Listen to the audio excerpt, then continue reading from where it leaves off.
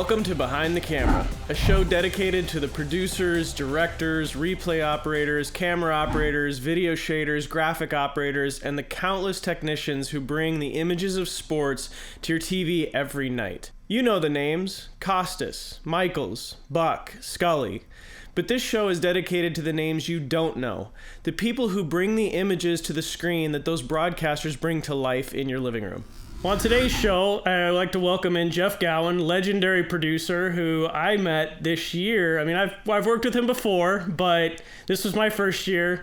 Everyone in the industry knows who he is. He's a legend in his own mind. So without further ado, here's Jeff. How did you get to where you are today interviewing with me? I mean, come on, let's be real.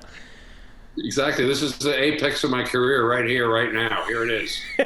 But before I get into all that, Eric, I'd like to take this opportunity for anybody watching this to say how all of our thoughts are with the freelancers of our world, of our TV world, and what we're going through in this day and age, and all this coronavirus business.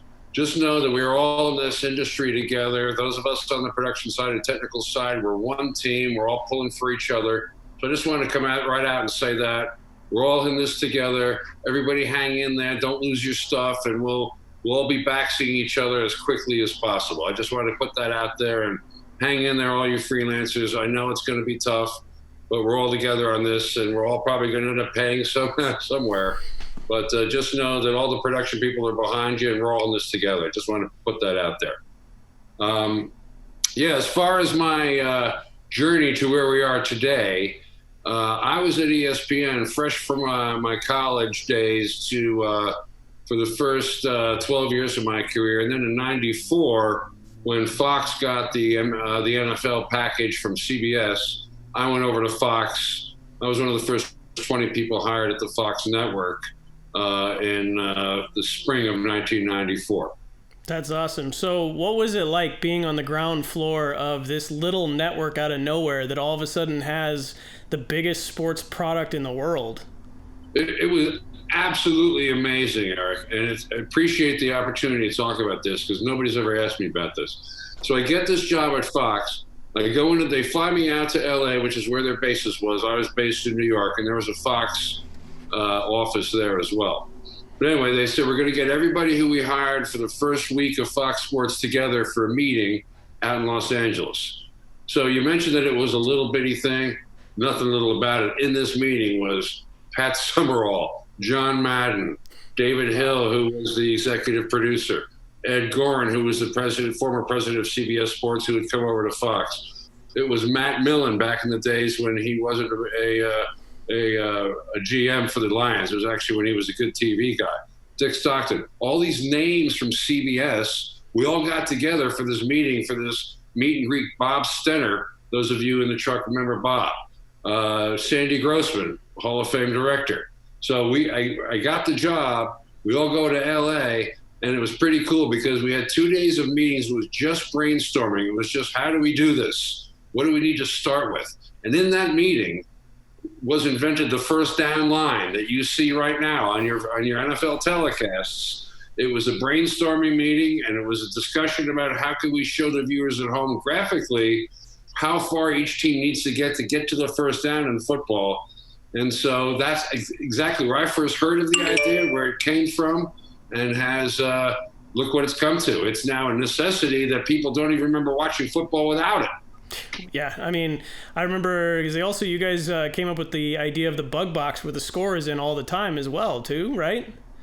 Correct. That was David Hill, who came to Fox Network from Australia, where he ran the sort of the ABC Sports of Australia.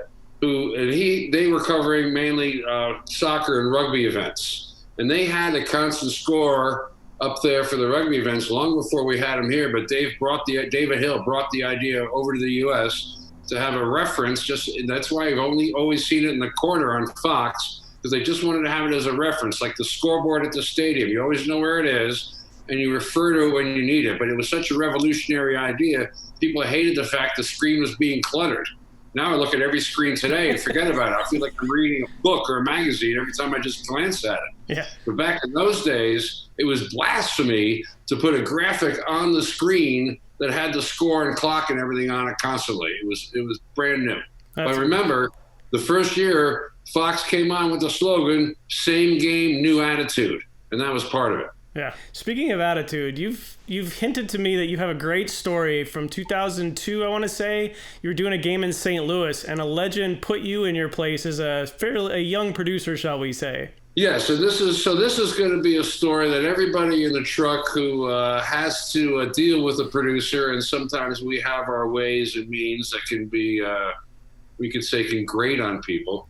This is a story for that. So it doesn't include anyone from the truck, but here's the quick story. So after Pat Summerall, after John Madden left Fox to go work Monday Night Football and everything with Al Michaels, Pat Summerall was still at the Fox network for a few years. And so he was doing some NFL games with Brian Baldinger. It was like the 7th or 8th production team. Pat would come in and do like a bunch of Dallas Cowboys games, or just some of the games that weren't the mainstream games, because Joe Buck and Aikman and all those guys had already become the main number one team at Fox. But Pat was just finishing out the string, still the voice of God, but still an awesome storyteller. He didn't want to be on the big games anymore. Anyway, so I was of the schedule in those years where I was doing baseball up through the playoffs through October. Then I would join the NFL in November. So I'd do 4 or 5 games each late fall. And this one particular year, I think it was 2002, with Summerall and Baldinger were our announcers for that game. So I was just blown away by being able to work with Pat Summerall. He'd been a legend. I grew up watching him, listening to him. I knew his story about when he was in college and about how he came from Arkansas and whether or not his name was really PAT for point after touchdown because he was a kicker. That's a whole other story. But anyway, I love the opportunity to work with Pat Summerall. So I did 4 or 5 games with him in these couple of years there in the early 2000s. This one game, it was a game in St. Louis between the Arizona Cardinals and in those days the St. Louis Rams. That game was, I believe it was late in the season, last 2 weeks of the season. St. Louis was about even. They were about 500 playing for a playoff position, and Arizona was out of it. They were 5-11. They were not playing for anything. So in this game with St. Louis, we were building up to be playing for a playoff spot. Arizona crushes them. They beat them like, I don't know. I forget what the final score was. Arizona was crushing them. And this guy on Arizona, whose name was Marcel Shipp, who was a running back, had a really big game in this game. And so being the clever producer that I always thought I was, around the 2-minute warning after, I don't even know, I can't even speak specifically as to what juncture in the game, but this guy Shipp had an 80-yard touchdown, which gave the Cardinals a big lead against the Rams, and so their playoff hopes were dying. So Mr. Clever here, I got into Pat Summerall's ear during a commercial break and say, "Hey, Pat, it looks like the Rams ship has sailed for the playoffs." And I listened for a reaction. And guys next to me kind of laughed. Maybe that's because I have to, because I was the producer, but I didn't hear anything. So then I heard again, we're in the commercial. So I hear Brian Baldinger on the microphone say, "Hey, Pat, Jeff was down in the truck. He gave you a line. He just heard, did you hear that?" He said, "Hey, it looks like the ship has sailed." Pat Summerall, in his dead tone, deep voice said, "I heard it, chose to ignore it." And just sort of put me right in my place right there. So everybody got a big laugh out of that. And that just showed that Pat always had that strong comedic mind, and he could bust it out at any time, even to put me in my place. True story. Yeah, he's amazing. All right, so around that same time, Fox took a foray into a new kind of football in college. And you produced some of those early college games on Fox. You apparently had an interesting run-in with another pretty famous director and a mascot. Why don't you tell me a little bit about that story? Well, okay. Yeah, but see, the Fox Network, the very first time we had college football on the Fox Network in the 2000s was the Cotton Bowl. Later in the 2000s, Fox acquired the broadcast rights for the BCS games. Remember those games? Oh, yeah. But before we had got the BCS, we had the Cotton Bowl, and that was the only college game we had every year, and I was producing it from 2000 to 2007. So anyway, this one particular year, the Texas Longhorns were playing in the Cotton Bowl. Now, these were the days when these big games were played on New Year's Day. And the Cotton Bowl for those early years were played in the morning in Dallas at 10 a.m., okay? So this one particular year, Texas is playing, I think they're playing LSU. be that as it may, I'm in the truck with our director, whose name is Rich Russo. Now, Rich is now a very famous, world-renowned director as being the current director for the lead. Troy Aikman, Joe Buck game on the Fox network, has done multiple Super Bowls at this time. But this was early in his director's career. He's a knucklehead from New Jersey. I'm a knucklehead from New York. We're in this truck doing this game, the Cotton Bowl in the morning, Texas playing LSU. And during the latter parts of the game, remember, it was an early start, so 1 o'clock in the afternoon, I'd say, is when the game is beginning to wrap up. Texas was leading in this game, and there was one particular time when Texas scores a touchdown, but we were out of commercials, so we were cutting around. Rich was cutting around the color shots of the Texas cheerleaders, the band, fans, and the mascot. Well, my girlfriend at the time was a woman from Oklahoma who grew up to somewhat on a farm, who had some innate knowledge about mascots and animals that Russo and I didn't have, being from the Northeast city kids. So as he's cutting around after this Texas touchdown, he cuts, and then all of a sudden he takes a shot of the mascot, which is Bevo, which is a gigantic longhorn steer, 2,000 pounds. And we're just sitting there enjoying the shot, and my girlfriend at the time is standing behind me, says, "Uh-oh." And I turned and I said, why? What's the deal? All of a sudden, the tail comes up on the mascot. In from off the screen comes this gigantic shovel. And Rich and I still didn't know what this meant. We're like, what is this? What's going on? And all of a sudden, at 1 o'clock in the afternoon in the country, right? It's New Year's Day. People are having lunch or brunch or whatever. Up goes the tail. Everything that you could imagine came out of this poor thing. And we were just sitting there with eggs on our faces. Not literally, but what was on our faces. So I'm saying to the announcers, talk, because once that happened, everything went silent. We started laughing. I started screaming. Everybody in the truck was going nuts. And I'm telling the announcers, talk, because I didn't hear them. They were laughing so hard, they couldn't talk. And so that was just a New Year's Day gift that Rich Russo and I gave. I've never told that story before, but Rich will tell you that was one of the, it wasn't funny at the time, but ultimately it was. So another sport that you were on, I guess, Fox's ground floor on was Major League Baseball. You did one of the main Saturday games, correct? Back in the, early 2000s, mid-2000s? Well, Fox originally got baseball as broadcast rights in 1998. Oh, okay, it was early. So actually, 1996. 96 was when they first got the Game of the Week rights, and that's when their first playoffs were. I started working Fox Baseball in 98 and worked all the way through to 2016 on Fox Baseball. All right, so I have to ask, this is an indulgence. I'm a huge Giants fan, and I know one of the greatest moments for me as a fan was Tim Lincecum, 2010, probably one of the greatest clutch performances ever. What was that moment like in the truck? I mean, what was going on with your everything?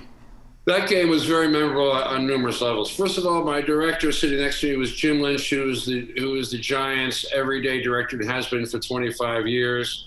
So I was blessed to be at the Giants Stadium. It was Pac-Bell Park in those days. This director knew every nook and cranny of the stadium, knew every reaction of every fan, knew where to find every shot. So having a director who knew where the treasures were in the audience was huge. But the one thing I remembered about it was frustrating how fast that game was going. Normally, when we're in the truck, we can't wait for these games to wrap up. We're looking for them to go fast. But this was going so fast. It was a 1-0 game, and I had to continue as he was getting deeper and deeper into the game and pitching this great game, figure out what opportunities Atlanta might have had that they shut down or whatever to make the one run stand up for all this time. So it was quite unusual for me to be bummed out that the game was moving too quick, because I couldn't find the highlights that I was looking for in quick enough time to make it real. It went fine. It was an amazing game, as you know. The atmosphere at that stadium in those days was unmatched. It was just crazy, and a lot of fun to work with that place as a stage, for sure. Well, it was a lot of fun to watch as a fan. So you guys did a wonderful job because I was losing my mind. I'm not going to lie. It was a great game. Mine too. It was the director. You give him all the credit. He knew everything about it. He kept us cool. I was just freaking out because I wanted to show highlights and there was no time. Yeah, right? Oh, yeah. And Jim is a legend. He's an amazing man, an amazing director. So, all right, last story. Talking baseball, but related but not. Bass fishing. Fox did bass fishing and I did bass fishing for Walmart. So that it's a popular sport, but you have a great story with probably one of the greatest, if not the greatest baseball directors to ever do the game, Bill Webb, and doing bass fishing. Yeah, it was, that was in the mid 90s. I was paired up with Bill Webb, as you said, Hall of Fame sports director for many years, and was the basically the author of baseball on TV for 20 years there after Harry Coyle left this world. But anyway, Bill Webb and I were tasked with producing and directing a bass fishing tournament down in Tampa, Florida, in the mid 90s. I don't even remember what year it was because I probably tried to put it out of my mind as quickly as I could. We had to fly down there weeks in advance of this event to survey the location of the event. Normally when we go to a sporting event, it's a stadium or, a field of some sort. This was 6 miles of lakes. We had to tour in these little boats to figure out how we're going to televise this bass fishing tournament. It had never been done on the network level before. And it was a big idea for Fox as a possibility to open up doors for future business down the road. So there's Bill Webb and I, both of us Irish guys from the Northeast who were not fishermen, on this tour of these lakes in this boat from these local people, and both of us got these red lobster sunburns going out there. I mean, both of us, just one afternoon out there, we got this nasty sunburns. We were both flying back to New York so stiff because our skin got tight. And he looks over at me in the flight. He says, "Another nice game you got me in front of, Gowen. Real good job." So, blaming me for it. But anyway, yeah. So that was just one funny thing. So then we returned to the location for the event several weeks later, and it's an event with about 20 different anglers, bass fishermen on these boats, and we had to cover 6 miles of lakes with RF cameras, radio frequency cameras, that had to have their frequencies bounced off of repeater boats that were lined along the system of lakes where all these fishermen were. So in order to get the signal from boats long far away, we had to have a repeater boat follow them that would get the signal and send it to other boats that ended up going to our truck. So it was technically a disaster to begin with. Secondly, everything happened early in the morning. The show was on from 3 to 5 in the afternoon in the East Coast, but we started shooting at 8 in the morning. And during the live television show, there were no fish were biting. So we rolled in 51 different catches from earlier in the day and tried to fool the audience. So me and this other guy, Bill Webb, a couple of Irish guys who are non-fishermen, a couple of landlubbers from New York, we leave the state, I don't even know what they call the arena, where they wait everybody out. We finish up the show. We have our post-game meeting. We think it went all right. After we wrap it up and we get ready to go, and it's now the next morning, we get in the cab, we go to the airport. The USA Today was with us. And you guys who are probably watching this remember the old Rudy Marsky column, which was like an industry newsletter for our industry. It would review all the productions in a casual manner that were on over the weekend. And the result of our television show, which was on that weekend, that was noted in that Rudy Marsky column, the title of it was Bass Awkward. Bass Awkward. So we kind of got chewed up and spit out in that event, but I thought that title was pretty apropos because he and I were both a lot of experience in doing other major stick and puck events, but this was a new one to us. We were on the air for 2 hours with no catches and had 51 videotape replays of fish catching on a network television show. Another true story, unfortunately. I imagine you got some interesting reactions from the tape room of you want to do what? Yeah, the tape room they actually carried us, and I'm glad you brought that up because that's worth mentioning here. I don't even remember most of the people in that tape room. They probably didn't work for us again after we put them through that hell. But yeah, thankfully, and again, for this business and this industry, people who pay attention are valuable beyond anything else. And these guys were just recording these catches from 6, 7, 8 o'clock in the morning, just filing them away. You never know, filing them away. And sure enough, we needed every bit of them when we came back to the live show, because all of our luck went out the window. The technology went to nothing.